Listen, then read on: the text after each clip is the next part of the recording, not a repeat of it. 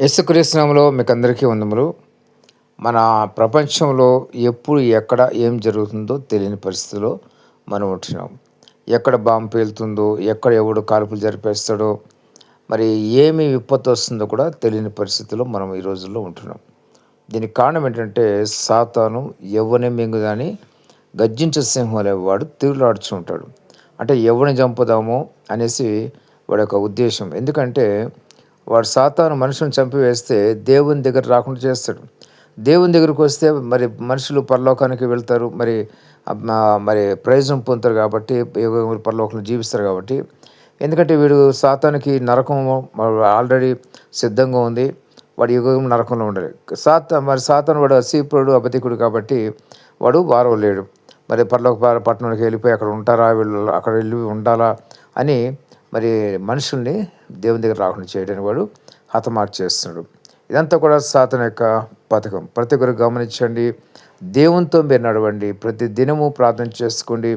పరిశుద్ధంగా పవిత్రంగా జీవించండి. దేవుడి కీడు నుంచి తప్పించి కాపాడి భద్రపరుస్తాడు.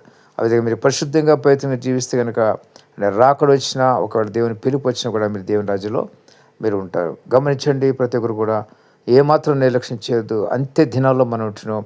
దేవుని రాకడ దినాలు ఉంటున్నాం కాబట్టి ఈ లోకం ఎప్పుడు ముగుస్తుందో తెలియని పరిస్థితులు ఉంటుండగా ప్రతి ఒక్కరు కూడా ఆత్మలో సిద్ధంగా ఉండి పరిశుద్ధంగా ఉంటే దేవుని దగ్గరికి చేరుకుంటారు. నిశ్చింతగా మీరు మరి దేవుని దగ్గరికి చేరుకుంటారు. ఇదైతే వాస్తవం ఉంటుంది. గమనించండి. ఏమాత్రం నిర్లక్ష్యం చేయకుండా వెంటనే దేవుని దగ్గరికి వచ్చి మీ పాపాలను మొదటగా ఒప్పుకోండి. వాటిని విడిచిపెట్టండి. పరిశుద్ధాత్మ దేవుడు మీకు మరి విడిచిపెట్టడానికి ప్రేరేపణిస్తాడు. దేవుని దగ్గర ఒప్పుకోవడానికి కూడా ప్రేరేపణ కలుగు చేస్తాడు.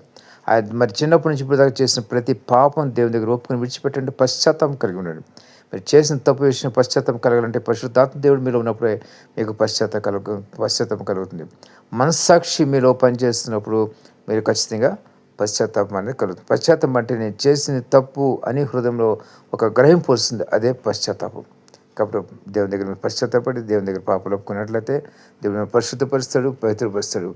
ఆయన రాకడ వచ్చినా, మీకు పిలుపు వచ్చినా కూడా ఎప్పుడు కూడా యుగములు మరి దేవుని దగ్గరే ఉంటారు. గమనించి జ్ఞాపం చేసుకోండి. నిర్లక్ష్యం చేయవద్దు. సమయం దాటిపోవచ్చినది. ఈరోజే దేవుని సన్నిధిలో మోకరించండి. ఈ క్షణమే మీకు వీలు పడితే దేవుని సన్నిధిలో మోకరించండి. ప్రశాంతంగా దేవుని దగ్గర కూర్చుని మీరు ప్రార్థన చేసుకోండి. మీరు పాపాలు ఒప్పుకొన కొలది మీ ప్రాణం, మీ హృదయం తేలిక అవుతుంది. మీరు సంతోషం కూడా పెరుగుతుంది. అప్పుడే మీకు అర్థమవుతుంది దేవుడు ఈ పాపాన్ని తొలగిస్తున్నట్టుగా. దేవుడి మాటలు మీ దీవించి ఆశ్రయించిన గాక. ఆమేన్.